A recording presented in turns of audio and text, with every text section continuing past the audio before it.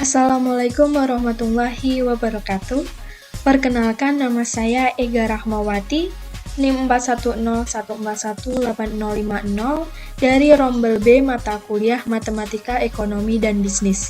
Di sini saya akan menjelaskan mengenai analisis kelayakan proyek, di mana nanti kita akan membahas suatu usaha, apakah usaha tersebut layak untuk dijalankan atau tidak.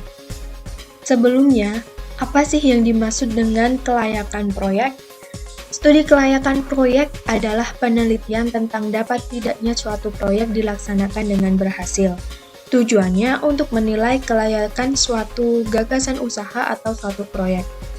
Dalam mengevaluasi kelayakan proyek dapat digunakan beberapa metode. Yang pertama, payback period atau PP, kemudian net present value atau NPV, dan internal rate of return atau IRR. Namun dalam video kali ini kita akan menggunakan metode payback period dan net present value saja.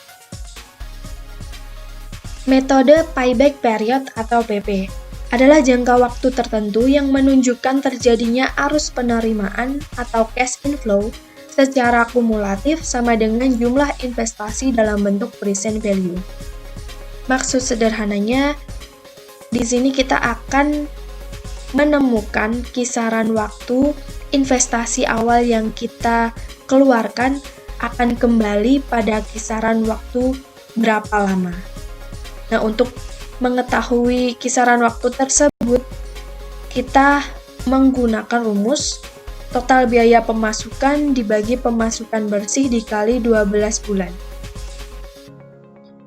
Metode net present value atau NPV adalah analisis manfaat finansial yang digunakan untuk mengukur layak tidaknya suatu usaha dilaksanakan atau dilihat dari nilai sekarang, present value, arus kas bersih yang akan diterima dibandingkan dengan nilai sekarang dari jumlah investasi yang dikeluarkan. Jadi, jika nanti hasil dari NPV-nya positif, maka usaha tersebut dapat dikatakan layak. Untuk mencari NPV-nya, kita menggunakan rumus seperti ini, di mana C0-nya merupakan biaya investasi awal, atau nanti juga bisa dikatakan total biaya pemasukan. Kemudian C1-nya merupakan arus kas investasi pada tahun pertama. Kemudian CN-nya berarti arus kas investasi pada tahun ke N.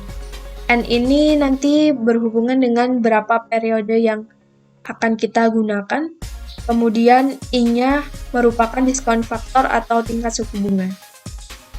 Selanjutnya kita langsung menuju ke analisis usahanya. Di sini kita akan menganalisis usaha yaitu Warung Burjo beralamat di Karanggayam, Catur Tunggal, Depok, Sleman, Yogyakarta. Penelitian ini merupakan penelitian yang bersifat deskriptif, kuantitatif, dan jenis data yang digunakan adalah data sekunder. Nah, berikut ini merupakan data finansial pada Warung Burjo atau data keuangan dari usaha Warung Burjo. Di sini kita bisa mengetahui biaya pemasukannya sebesar sekian. Dari pagi sampai subuh kita mendapatkan total biaya pemasukan 18.750. Ini juga bisa kita katakan sebagai C0 tadi atau biaya investasi awal. Kemudian kita mengetahui biaya pengeluaran seperti sewa tempat, depresiasi, dan lain-lain ini. Dan total biaya pengeluarannya sebesar 15.745.000 sekian. Kemudian ada juga data dari bahwa nilai arus kas didasarkan pada prediksi rata-rata inflasi selama 8 tahun ke depan dengan suku bunga atau I-nya 7,4% sebesar sekian. Jadi pada periode pertama sekian sampai periode ke-8 sekian. Ini merupakan prediksi atau prediksi rata-rata inflasi selama 8 tahun. Kemudian setelah kita tahu data finansial dari Warung Burjo, maka kita akan langsung masuk ke pembahasan mengenai analisisnya, apakah layak atau tidak. Berarti dari data-data tadi kita ketahui bahwa total biaya pemasukan atau C0-nya 18 juta sekian, total biaya pengeluarannya sekian, suku bunganya atau I-nya 7,4%, kita jadikan desimal maka menjadi 0,074. Kemudian periodenya itu 1 sampai 8. Arus kasnya berarti merupakan C1 sampai C8. Tadi kan di rumus ada C1 sampai Cn, berarti kalau periodenya sampai 8 berarti sampai C8. Kemudian sebelum kita ke metode payback period, kita harus mencari dulu pemasukan bersihnya dari total biaya pemasukan atau investasi awal tadi atau C0 dikurangi total biaya pengeluaran, yaitu 18 juta sekian dikurangi 15 juta sekian, jadinya 3 juta sekian.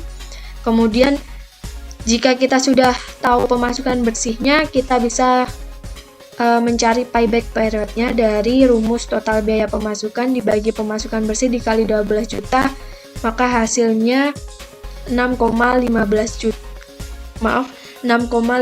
bulan atau sekitar 6 bulan 5 hari. Kemudian untuk mencari NPV-nya, tadi di depan kita sudah mengetahui bahwa NPV dapat ditemukan dengan rumus ini. Kemudian tinggal kita masukkan saja karena tadi sudah diketahui C0-nya 18.750. Kemudian C1-nya sampai C8-nya sudah diketahui ini. I-nya sudah diketahui 0,074. Kemudian pangkatnya ini kan karena periodenya 1 sampai 8, maka kita tulis sampai dari 1 sampai 8 tergantung dari ininya. Nah, setelah ini kita hitung, kita peroleh hasilnya 23.364 sekian dikurangi investasi awalnya atau C0-nya, kita peroleh 4.864.842,86. Yang terakhir adalah kesimpulan.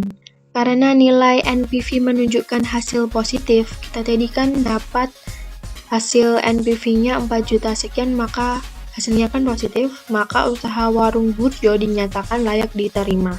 Dan investasi usaha tersebut akan kembali sekitar 6 bulan 5 hari, ini sesuai dengan payback period yang kita cari tadi. Nah, berarti cukup sekian video dari saya kali ini.